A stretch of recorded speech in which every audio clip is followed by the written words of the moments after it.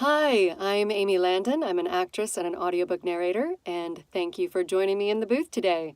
So I'm going to share a little portion today of Keturah by Lisa Bergren. This is a beautifully researched, beautifully written historical romance.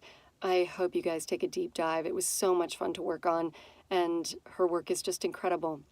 So I'm going to do this like this is a live session with me. So I'm going to read. If I mess up, I stop, I go back, I fix it. So you get a feel for what I do every day, locked in my little dark room.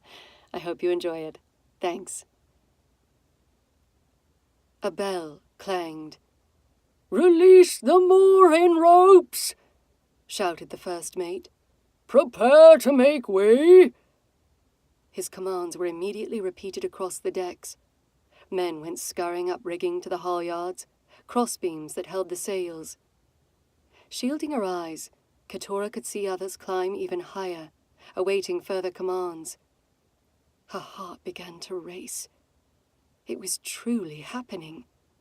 They were about to leave England forever? For quite some time, she reassured herself. Suddenly she feared that this was the worst decision she'd ever made, though something in her thrilled to the hope of what the new adventure would bring. "Mooring ropes loose and secured, Captain!" cried a man. "Mooring ropes secured!" Captain McKintrick yelled, taking his place behind the huge wheel as Burr stepped aside. His eyes scanned the horizon ahead of them, observing skiffs and rowboats hurriedly getting out of their way. "Let loose fore and aft staysails!" Again it was repeated along the length of the Restoration.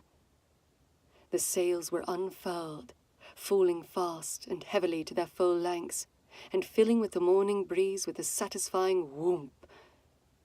Beneath Ket's feet, she felt the ship surge forward, the pier sliding slowly away.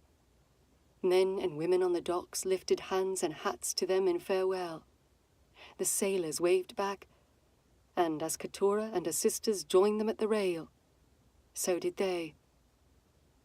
When they were a fair distance from the small boats that crowded the wharf, and others could clearly see their path, Captain McKintrick called for the jibs and then topsails.